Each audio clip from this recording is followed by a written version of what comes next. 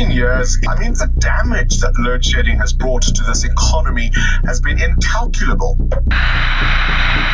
The death toll from the recent floods in the South African province of KwaZulu-Natal has risen to 49. After a fairly subdued night, the Knysna fires have begun to grow again. We begin tonight with a nation already on edge in the coronavirus pandemic as protests turn violent. London's burning and no one seems able to bring it under control. You're listening to Off-Grid Survival, South Africa's first prepper podcast. And we are your hosts, Brett and Ben. Good morning, Ben. How are you doing? I'm well, thanks, Brett. How are you doing today? Well, we're in 2025 to start with, so we've made it. Oh, congratulations. We got through the December madness. So, yeah, as I'm sure you can hear, I am a little bit croaky today. Swallowed a frog? No, unfortunately, I picked up a bit of a bug from all the tourists that were in town. Our little town's population swelled about tenfold. Oh, nice. It was incredibly busy. This is actually my first day off since Christmas. So, yeah. Well, thank you for sharing it with me. Yeah, no. So, folks, I apologize if I sound creepy and croaky, and I will try not to cough during the recording, and apologies to our editor who's going to have to edit all of those out. But yeah, that's the life of podcasting, and we go on and we have fun doing it. Yes. So yeah, no, it's been a crazy holiday time for me. Like I said, I worked pretty much straight through. We had Christmas Day off and that was it. And just thousands and thousands of people through town. And it was incredibly busy being in retail. But you had the holidays as a holiday. How was that for you?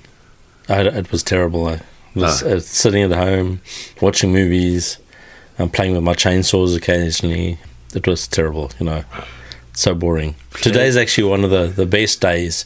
It's been raining and drizzly today. So yeah, I know. The temperatures have been in the mid to high 30s most of the time. Really unbearable evenings. Yeah. Well, you got a pool at least, so... Yeah, I used it for the first time the other day on Christmas Day. That was quite nice. I could be liking that. I had to braai on Christmas Day. Yeah, so one of the interesting things about our pool is that... Oh, no, I didn't braai. Sorry, that was New Year's. Okay. I was going to say, one of the interesting things about our swimming pool is that we actually don't use municipal water to fill it. Okay, nice. It's filled from our borehole, which is quite deep, and the water that comes out is crystal clear. So, yeah, that's always interesting. And how much does it cost to run the pump? A couple of units at a time, 1 or 2 units. Yeah, I don't know the exact rand value, but it's nice to have clean, clear, filtered by the earth water coming into your pool. Yeah. And then we add chlorine. Just because if we don't, it goes green. So you don't use a NaCl water or mix? I don't know that acronym. Are you sure? I probably do, but... Salt. My brain is not all here today. But yeah, speaking about acronyms, I thought we would talk today about some commonly used acronyms and sayings in the Prepperverse that we use quite often on the show, that a listener came to me and said, "What's a FAK?" And I was like, "What do you mean, what's a FAK?" "It's a first aid kit." And I went, "Oh, they didn't know that." So we use these terms because we know them, or we know some of them, but quite a lot of the general public have never heard of some of these terms. I suppose it's when you're getting more than talking about H2O or something like that, a person would have to define the acronym or the field that the acronym is associated with. Yes. And, you were saying that an OTP in one sense is different to an OTP in, say, the realtor range. Yeah, so in normal everyday with us that do banking and stuff like that, an OTP is a one-time PIN. Yeah. We use it for security verification all the time. But somebody that's in the real estate game, an OTP is an offer to purchase. Okay. So the same thing can go for a lot of the acronyms that we use, that maybe we have a specific prepper version of it, where it might be the same as something else in real life. Well, not real life, in civilian life, if I can put it that way. And so why would a person want to use acronyms? It's time saving. And also, if when you're writing things down, writing down BOB instead of bug out bag, yes, is a lot faster. And I suppose for us in podcasting, if we just talk about a SHTF situation, we don't have to beep it out. Yes. So I am going to use the full phrase once and once only. So I'm going to ask our editor, please don't beep this out. I will put a disclaimer in the show notes. Can't we just use synonyms or... No, I think for this one, it's in common enough parlance that it's not too offensive. So SHTF is quite literally shit hits the fan. We quite often say the doo-doo hits the fan, or the popo hits the fan, or that quack hits the fan. But yeah, that's basically when things go down and a bad situation happens. But a bad situation gets worse. Yeah, so there are so many. I don't even actually know where to start. So you found a list. Yes. That you've sent me, and it's a very American list, I will say that. So what I've done is I've taken out some of the ones that I thought don't really apply to us, like DOD, the Department of Defense. Yes. It's stuff we hear in movies and that sort of thing, but when it comes to South Africa, we don't have a Department of Defense in the same way that America does. Same goes for FEMA, Federal Emergency Management Agency, or I think we don't have a FEMA in South Africa. Yeah, but we got a SARS, and not the but virus. Nobody likes SARS. Nobody likes the virus SARS either. Yeah. So I think what we should do is let's start out with things that we always talk about. So, like I already said, our bug out bags. That's something we've talked about so many times on this show. So a bug out bag, the acronym for that is obviously a BOB. What is a bug out bag? We've discussed that 100 times as well. It is literally the bag you take with you when SHTF happens that has got a kit in it, 24 hour, 72 hour, whatever you need, so that you can survive, whether it's in a hotel room or camping, whatever the situation demands. But it has your basics in it. Yes. How is a BOB different to an EDC?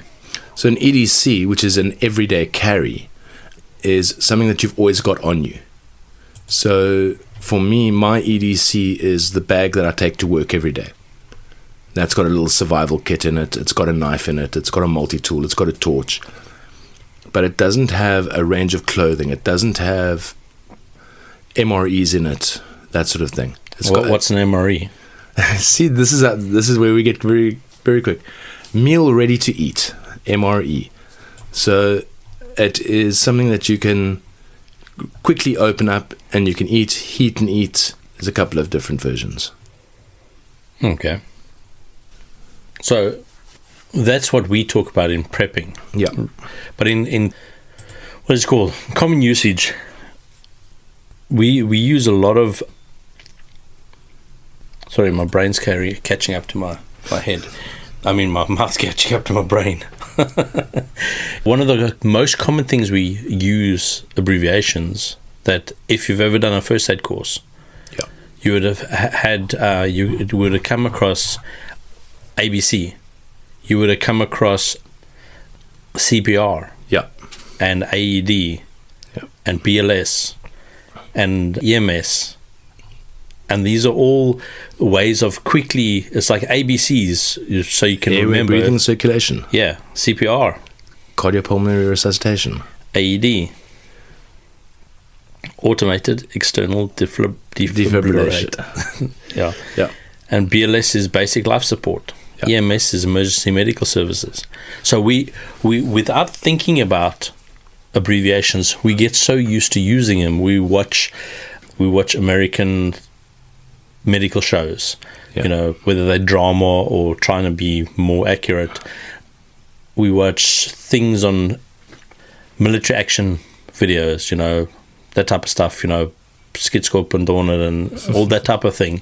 And we get so used to the acronyms, but oftentimes we identify or can identify the acronym without understanding its definition and the actual context. So let's go back to the first aid stuff, because that's the stuff that we tend to use most in our civilian life. So, like I said earlier, an FAK is a first aid kit, and I have multiple of those around the house. But then you get something that is called an IFAC, which is an individual first aid kit, which is a first aid kit that is tailored specifically for you as the user. Yes.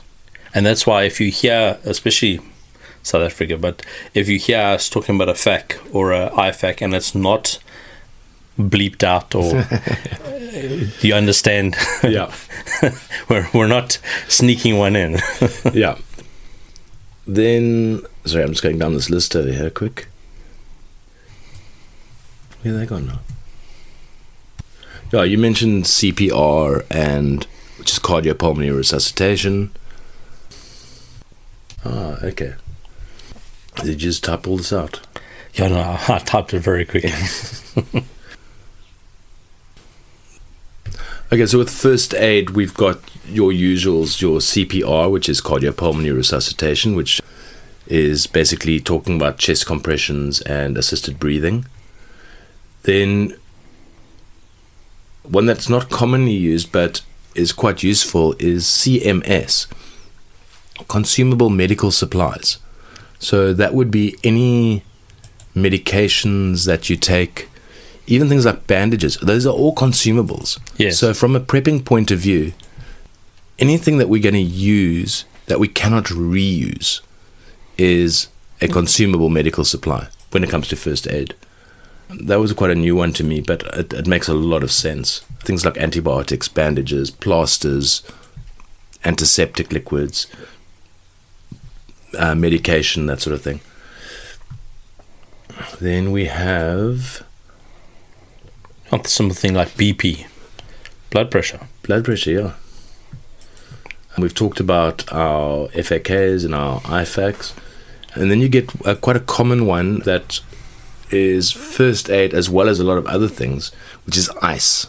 ICE. Yes. And that's in case of emergency. And when does the person use that? In an emergency. Okay, I was thinking more like, when would that come into play? So, for instance, any like those fire hydrant stations where it's got the little key in it, yes. Break glass in case of emergency.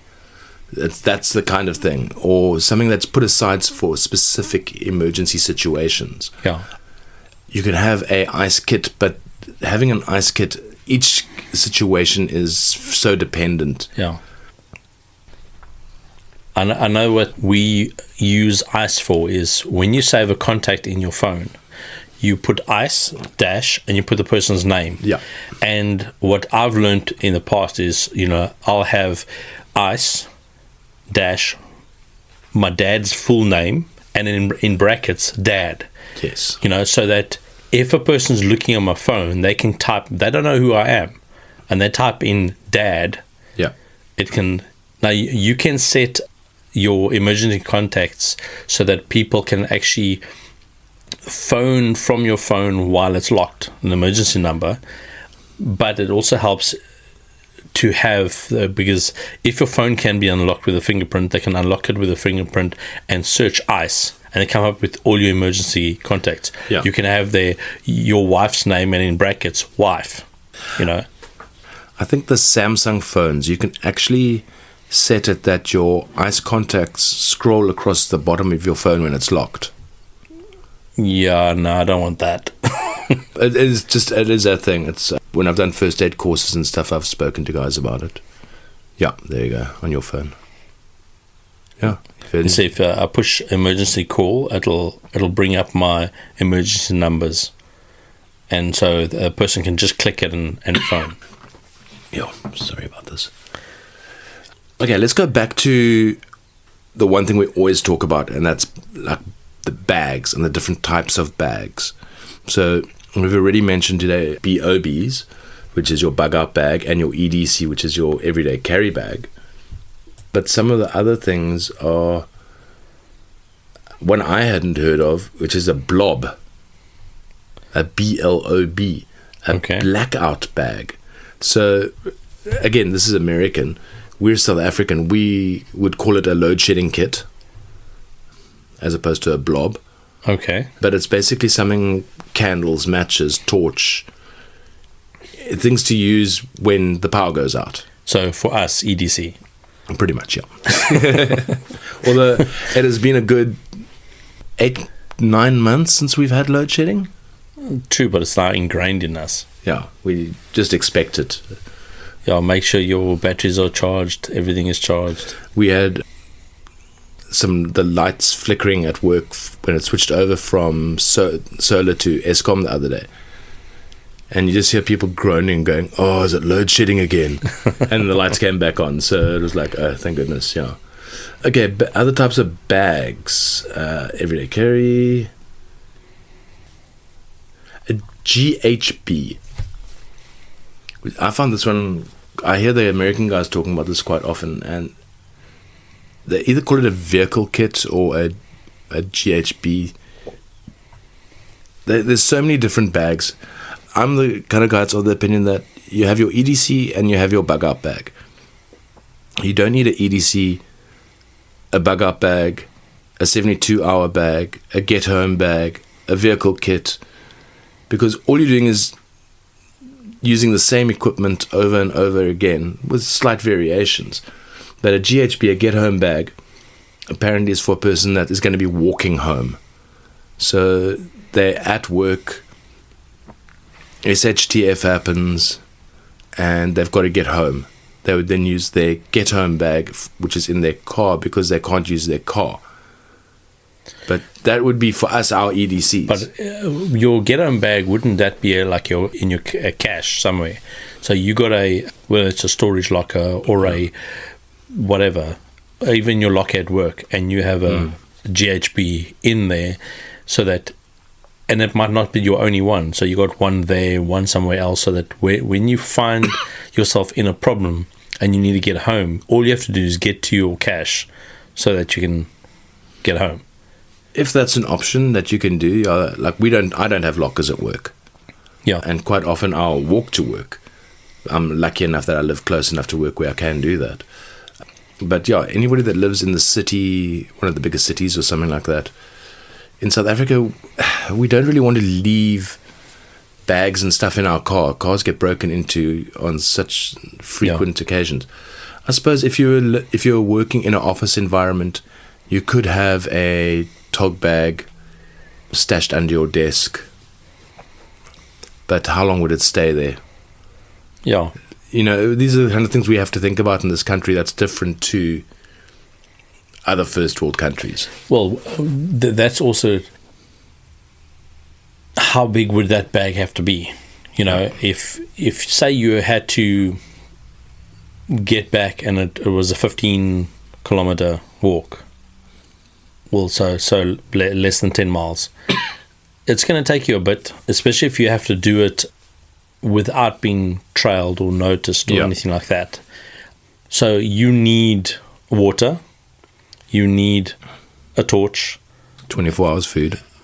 Yeah, but you could get away with not a huge... Yeah. I mean, you could literally take a jar of peanut butter, okay? But if you're looking at having multiple cache points, you can really design a small bag that can hide maybe in the back of your drawer at work. Yeah. Or strapped to the back of the drawer.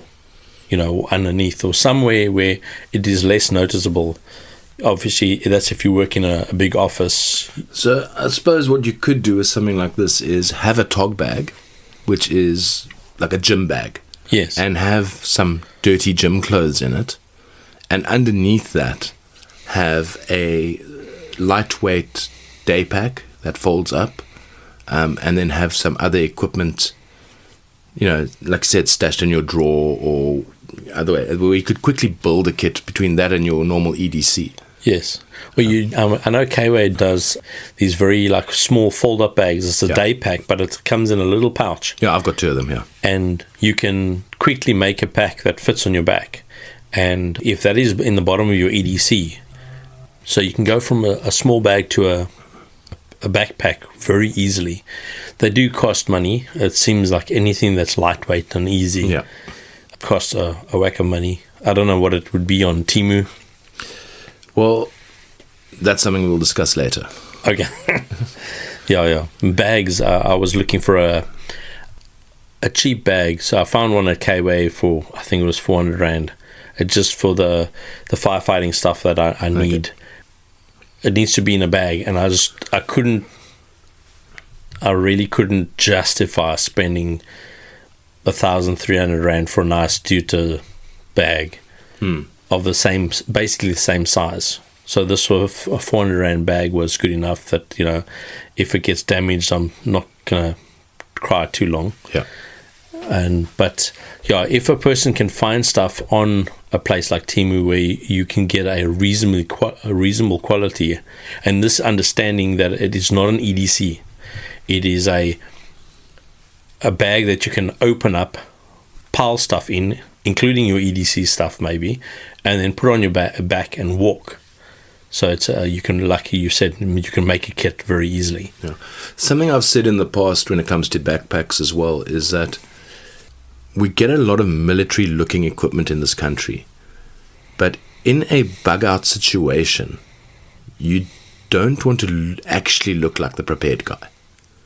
So if you can find a civilian-style hiking bag, a day pack that looks like a school bag almost, you're more likely to evade casual detection than a guy that's fully kitted out with his vest and his, Molly strap bag with all his stuff hanging off it. I think not necessarily a bright color bag, but something that looks more civilian. Yeah, you don't want a bright color, but again, when you go from like your EDC bag should look like an everyday thing somebody would be wearing. Not something that's camo. But when you pull something out that you're going to be dumping a whole bunch of stuff in, you don't want your bright pink with green dots on it or something like that. You want something that you can go incognito, because you're not going to be walking down the street, because now if things are so bad that you have to walk home, you want to be as bland as possible, not stand out at all, or preferably not be seen at all. So what I'm trying to get at is that you don't go for a plain color. Yes. Go for neutral tones. Don't go for baby blue. Blue's actually a pretty good camouflage color. It blends in quite well, especially at night. Assuming you're walking overnight. Brown is good. A black bag, a brown bag, a grey bag, even dark blues and that sort of thing are a better color than something that screams camouflage. Yeah. It takes you out of a situation a little bit. Yeah. Black draws the eye. And we did tests when hunting, taking photos of guys that are walking and they're full camo and they have a black beanie on. And the one thing you can see is that black beanie anywhere. It draws the eye so quickly. So having a black bag is cool and everything, and your EDC maybe is black because everybody's around you's wearing that type of thing. But when you go to a bag that you want to walk through the bush, walk through the dark, whatever else, an earth tone type of thing is very useful. Yeah. Then the other one that's quite commonly used, which I also consider pretty much the same as a bugout bag is what they call an inch bag.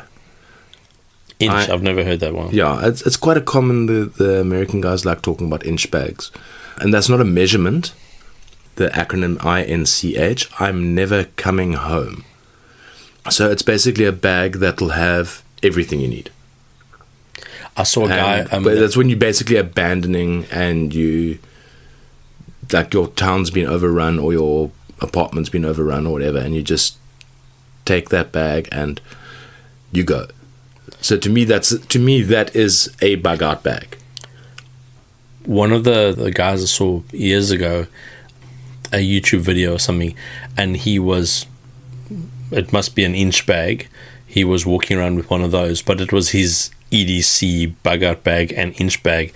It was, I think it was about 40 kilos on his back. It's a huge thing that had everything he needed. He could literally, like the movie, what was it, Heat, where the guy says like 10 seconds or 15 seconds, you should be able to disappear. Just drop everything, walk away. Yeah. This guy could do it. He would put his bag on his back and he would be gone. That he would have no need to contact anyone or go anywhere after that. But that is a huge investment in your time, your resources, and also carrying that thing is heavy, like serious. Yeah, and I also think from a South African context, like we try and do with all of our shows, is that really something that you're going to use in a South African context? A bug-out bag, just a standard bug-out bag with maybe 72 hours max worth of stuff. 3 days worth of clothing, you can wash and change. Do you need to have everything? Well, this thing didn't have the guy's hair dry and microwave and stuff, okay? It had axe, saw, all that type of stuff so that you could basically walk in the bush and live and not have to return. It didn't have food forever. It had enough to sustain him to be able to get away from everywhere. But the problem coming back to, like you said, South Africa, if you had to walk around with a bag like that constantly, you would be a major target. Yeah. I mean, the guys, they can see you got stuff on you. Even up here on the garden route, where we get a lot of guys that are transient, that are literally walking from town to town, sleeping on the beaches, sleeping in caves, that sort of thing. And that's how they live. There's a guy that calls himself the Struntloper, and he literally does a circuit. He goes up the coast, and then he comes down the coast. There's the season changes. He doesn't even carry a massive bag like that. He lives off the land, and like a lot of these guys do. And yeah, I think over-analyzing these sort of things can get you into a bit of trouble, because you think too much about stuff and you put too much gear in, and you end up with something that just, you don't need 90% of that stuff. Yeah, well, that guy that walks up and down the coast, you don't need that much stuff because you come into contact with people all the time. But if you are 90 degree to that and you're walking into the mountains not to come back, that is a different story, because there's no way of replenishing anything. You can't just quickly stop for an extra plastic bag because your other plastic bag broke. Yeah. But realistically, those kind of situations happening, it's all good for the movies and for fiction, but I think in real life, how many people are just going to walk into the woods and disappear because the power goes out? Yeah, a lot of people like to romanticize that and think about that. One of the safest places you can be is just at home. When you have to leave, then it's one of those situations you do have to leave, and then you're probably not coming back. Yeah. And well, we talked a lot about bags, but it's about acronyms. Yeah.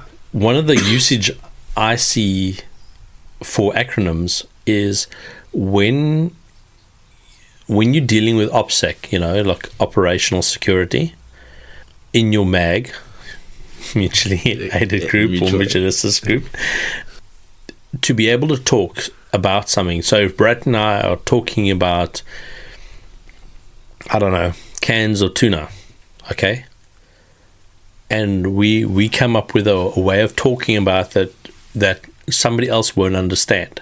So whether we're using an acronym and say tins of tuna is TT, okay? So we can talk about nine Audi TTs, and none of that means anything except the 9 and the TT. Yeah. Okay, so we can have a conversation explaining stuff to each other that no one else will ever determine is what we're actually talking about. Almost a code. Yeah, so you're running a basic code through an acronym, and unlike a lot of American dramas and American movies where somebody, Brett and I are discussing something that is so highly secret that we will lay out the entire plan for anybody to understand that is listening. That doesn't make sense. Okay, that is not reality. If we actually are talking about something that we want to keep to ourselves, we talk in a form of code, and we're guys. I think girls have learned that as well, but guys do that because you want to be able to talk about the pretty girl, okay, without her and her friends or anybody else knowing. So you have a way of talking about something without ever mentioning it, okay? And that is how a person grows up. You learn to do this. So it becomes natural. But when you start dealing with your mag, it is to get a common language. Yeah. And then everybody learns that there are certain things that are not spoken about plainly. You speak about those things completely coded, because, not to sound like conspiracy, but your Alexa, your phone, your Google, all of those things are always listening. Your iPhone is always listening. They always listen all the time. Yeah. Because that's how if you want to talk to the thing and say, hey Siri, it needs to be able to understand you and be listening for that. So they listen all the time. Whether the software or the hardware does anything after that is something else can be discussed. But the best way to do stuff is, if you're trying to keep something secret in a group like a mag, because the best way to make sure that your information stays within the group is to code what you said. So everyone coming in learns that code and doesn't talk outside the group. Yeah, that's very important. So, coming back to acronyms. Acronyms are useful. I'm just trying to find something more to say. Well, there's lots to be said, because when we are in high stress circumstances, it's easier and less confusing if we go LZ instead of landing zone, because lots of things can sound like landing zone. Yeah. Okay. Very few things sound like LZ, especially if you say it like the Americans do. If you go LZ, the Americans won't understand you. Well, here's another one. ETA. What's your ETA? When are you going to get here? Estimated time of arrival. Yes. That's a common one that everybody uses. We don't even think about it. It's not necessarily a military term. It's just your ETA. It's something you do. Well, I don't know where it started, but it might have been started. Probably most of these things start with the military. Yeah. Yeah. And the military likes to keep stuff, especially for radio communication, it is short to the point and cannot sound like something else. Yeah. Yeah, especially when you're using a phonetic alphabet. So ETA, Echo, Tango, Alpha. You've literally, instead of going estimated time of arrival, ETA, Echo, Tango, Alpha. Done. It's a way of communicating a lot more smoothly. And especially with bigger acronyms, that works as well. But I've come across a couple of fun ones on this list. And one of them is, I don't even know how you would pronounce this. EOTWA, EOTW. End of the world. That's a bit of a funny one. And then my favorite one is just a TEOTWAWKI? TEOTWAWKI. You explain this one, dude. The End of the World as We Know It. Yeah. It comes from the book by, I think, James Wesley Rawls. And basically his whole thing, the end of the world as you know it, if you earning 100,000 Rand a month and you go down to 10,000 Rand a month, that's the end of the world as you know it. It doesn't have to literally mean zombies. Yeah, it's your personal apocalypse. Yes. So TEOTWAWKI, the end of the world as you know it. TEOTWAWKI. TEOTWAWKI. What did I say? TEOTWAWKI. Another very prepper one is TP. That's very important. TP is the most important. Not STP. TP, toilet paper, dude. STP, standard toilet paper. Not double. Yeah, and like we said, there's so many of these different ones. OPSEC we've discussed a couple of times, operational security. One that's coming up more and more often now with everything that's happening in the Middle East and with the Russia-Ukraine situation is NBC. That doesn't stand for National Broadcasting Corporation. It stands for Nuclear, Biological, or Chemical. So you'll see guys, and you see the military guys, they have what's called NBC suits, which are meant to be these like rubber suits that can protect them in case of an attack from chemical, biological, or fallout. We've had meals ready to eat already. Well, one that you always hear on the American military action jobs is click. Oh, yeah. You know, one click. Yeah, one click to target or whatever. Very Vietnam, yeah. But it makes sense because you understand that's a kilometer, okay? But if I say kilometer and the radio's a bit fuzzy, am I saying kilometer, millimeter, centimeter, Yeah. gigameter or whatever, Yeah. or any other type of meter out there? But if you say click, they understand exactly what you're talking about, and it's one syllable, so it's less likely to be distorted in a conversation. So I'd actually like to go and research the etymology of where that came from. I think it had something to do with mortar firing or something like that. So it was a click of the... The original term is believed to be soldiers moving the gas regulator on their rifle with their thumb, which made a click that the commander could hear. Okay, I don't know what that has to do with distance, but... I don't know. Yeah. Anyway, interesting. Oh, it is. So, yeah, I think we've covered a lot of them today. It is our first episode back for the new year. We've got some really cool plans for this year. One of them we hinted at a little bit earlier is Temu. We're going to be ordering some goodies off Temu, and we're going to torch test them. And we're going to see what type of torch are you using? Whether we bury them in the sand or drop them in the pool, or see how they actually survive real world situations. Yes. Because I've bought a couple of things off Temu. Some of them work really well. Some of them don't work that well at all. I've got a shade net, camo shade net that I bought. Yeah. That you're meant to be able to string between the trees so nobody flying over can spot you. And when it arrived, it's made out of nice shiny nylon. Okay. Which is really useful when you're trying to blend into the surroundings. Also, I strung it up over Christmas. We wanted a bit of shade by the pool, and within 5 minutes, 2 of the strings had snapped. So that's the kind of testing we're going to do. We're going to get the things, whether it's... but how much was it? I paid nearly 200 Rand for that. Oh, that's a bit much. Yes, that's why I was disappointed.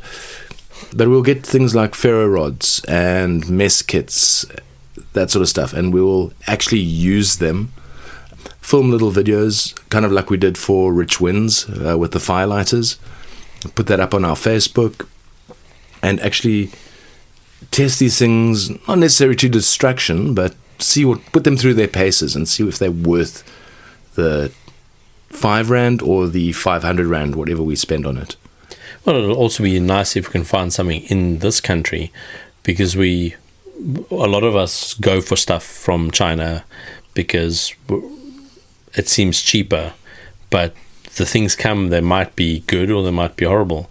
I know Matt from Demo Ranch, they did some torture tests on some of the gear that they bought that attached to firearms, and some of the things were actually pretty good and other ones were horrible. Yeah, no, I saw that one with the different scopes and the red dots and stuff that he had, So it would be nice because, specifically in like this country, I love K-Way, but K-Way's bags are expensive. Yeah. Some of the stuff is a good price, but when you start getting like this little running, it's like a running vest. Yeah. It's, how much was it? 1,000, 2,000? No, it's almost 2,000 Rand for this little running vest. Yeah. And it's like, are you nuts? That's how much the backpack, it's a 70-liter backpack costs.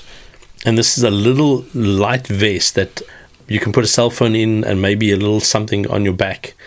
It doesn't even cover the boop, it's like short. And it just boggles the mind why that is so expensive.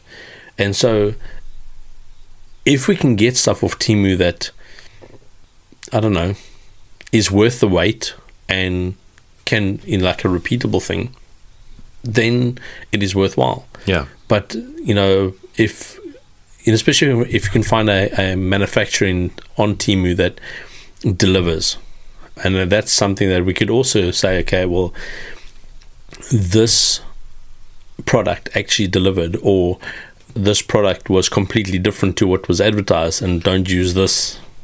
Yeah, that's kind of the idea behind it. Is like, we want to help you guys find out where the good equipment comes from without necessarily paying through your nose for it.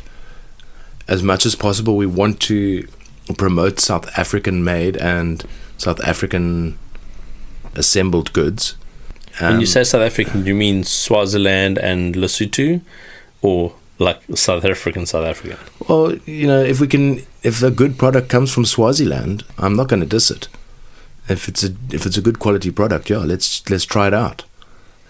We tried it now with those Rich Winds firelighters. At first glance, it looks like a really weird little wax disc, but we tried it out and we were both pretty impressed with it. Yeah. I took it on the hike I went on, and I showed one of the ladies how to use it, and she had one of these little wrist, what's it, bracelets? Survival bracelet. Yeah, it's like a little flint and steel type thing on it, and I showed her how to tear it and to feather it and stuff, and then she lit it with that, first time. Oh, very nice. And it was pretty amazing, Yeah. And it goes to show, she bought this little bracelet at a Chinese shop, I think in Neisner, and I think it was like $20 or something. And so it shows you that even though the thing it probably won't last repeated, long-term use, should I say, it'll get you out of the problem in a short term. Yeah, I've got one of those little bracelets lying around somewhere as well. The whistle is really good on it. Yeah. I would not trust the compass with my life, and it is paracord. Yes. And it does have a little flint and steel ferro rod type thing on it. Because it's quite hard to spark because it's so short. Yes. But they work. And in an emergency, you take what you can get sometimes. I know Zach Fowler, he's got like necklaces around his thing with ferro rod and all that type of stuff on. But when you're working, especially in the field that I work, you can't have jewelry, you can't have things. But a little bracelet you can clip to your belt, or your belt loop or whatever, which is quite nice. And it's not, no one else knows it's there, basically. Yeah. So we'll be doing that. So we'll be doing some field testing of equipment. Hopefully we'll be getting out into the field a lot this year and doing some more camps and that sort of thing. I'm looking forward to that. Then we hinted at the end of last year we're going to be starting our own merch line. We've got some designs for some caps that we trying to decide which is a nicer design we're going to go for. One of those will be coming with the Rich Winds competition, which will be coming. We'll be announcing that in first week of February. We'll be announcing the winner of that. And we're hoping to get some T-shirts and maybe some other things out this year as well as get our website up in the first quarter of the year would be nice. And then I was looking the other day, I was thinking maybe if any of our listeners use Discord, if you want to let us know, and we can look at maybe starting a Discord server so we can chat with people directly. Otherwise, there's our normal social media, the Facebook, Instagram, and so on. And then we got some very nice reviews. We've got a new top fan, Doreen. Thank you very much. I got your emails. We got your comments on Spotify. Thank you for adding those. We do appreciate it. It seems to be that the Spotify comments are working again, guys. So please go ahead and check them out. Give us a 5-star review if you think we deserve 5 stars, which we do. And yeah, we've got some great shows coming up for this year. Some great interviews. We're going to have Walter back on board with some more crazy stories about the first aid world. I'm looking forward to that. Yeah, and so a lot of other stuff happening this year. Yeah, there's lots. We're not going anywhere. We're going to be here every episode, every 2 weeks. Yeah, it's quite interesting looking at the beginning of a year where, last year we didn't do this the whole year. We started in June, I think. Yeah, so to look at actually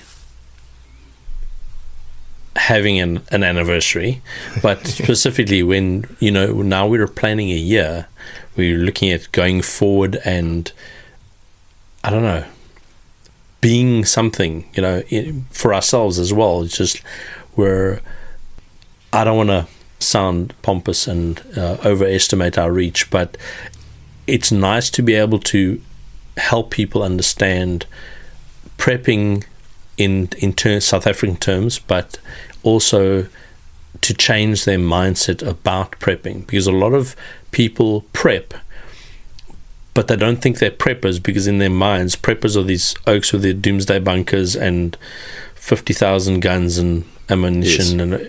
And that's not what prepping is. Well, exactly that thing. When we joined the South African Podcast Guild, yeah, a couple of the guys were like, hey, you guys like doomsday preppers, do you have a bunker and stuff like that? And I was like, no, dude, I'm a normal guy. I work for a chain retailer and I do this for fun. This is education that we enjoy what we do. That's why we do this show. When we started out, we had 5 listeners for the first couple of episodes. I think we're up to 165 now. In the greater scheme of things with South African podcasting, we're small fry. There's guys that have been doing it for the same amount of time that we have that have got 10,000 listeners. But we're not a financial show. We're not Cliff Central or one of those big corporate shows. Yeah. We're 2 guys sitting in my study talking about stuff we like. And when I say study, it's in air quotes. And we literally talk about stuff that we enjoy. Yeah. So yeah, our first 6 months we changed things a lot as we went, but yeah, this year I think we're going to just keep going and let us know what you guys want to hear. If you've got an idea or there's somebody you think that we should interview, drop us a message on Facebook or Instagram or in our comments section on Spotify and let us know. We always want to talk to interesting people. That's how we met the guys from Food Socks. Yeah. That's how we met Richard from Rich Wins. There was 3 people saying, hey, you need to talk to this guy. So yeah, let's keep it going and let's build the South African prepping community in 2025.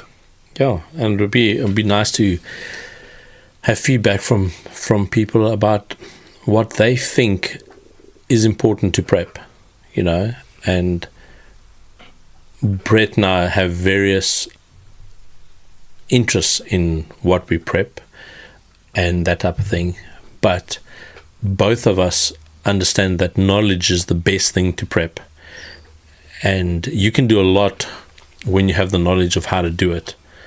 And so it would be interesting if we had more challenges like we had from Grant. Oh, that was fun, yeah. The scenario challenge, yeah. So that we can actually get into it a bit more and do stuff. So, I mean, it would be nice to have a challenge where we could actually go to a spa or Checkers or whatever else and see what we can do for the least amount of money. Say, for argument's sake, we have a challenge. We have to do a 3-course meal for lunch. Okay. And we see what we can get away with, the minimum amount, and actually have a nice hearty meal without. And also, we can weigh the products, so that we know how much it weighed, how much it cost, and then how much food it made. So we can weigh the food, all that type of stuff. And then you can start looking at, is it better to buy a tinned food, or is it better to buy a dried food? Yeah. How long did it take to prep and cook the tinned food versus the dried food? But it's going to be an interesting year. Very interesting, yeah. Anyway, I think that's enough for now, dude. Yeah, but we didn't deal with the TLA acronym. TLA? Yeah, TLA. I didn't. No, it literally means 3-letter acronym. It's a tongue-in-cheek reference used in communities where there are possibly too many acronyms. Like the prepper community. Guys, it's been fun, and we will see you in 2 weeks' time. Will do. Cheers. Thanks, Brett. Thanks for joining us on this episode of Off-Grid Survival. For more info and updates, feel free to follow us on Facebook and Instagram at Off-Grid Survival ZA. That's it for now. We will see you next time, and always remember, be prepared. Off-Grid Survival is a member of the South African Podcasters Guild. The views expressed on this podcast are those of the speakers and may not reflect OGS Media or the Guild's views. We aim for accuracy but cannot guarantee it. Please verify information independently. Consult professionals before acting on any advice given during these episodes. By listening, you acknowledge that we are not responsible for any damages resulting from reliance on our content. All content is provided without warranty.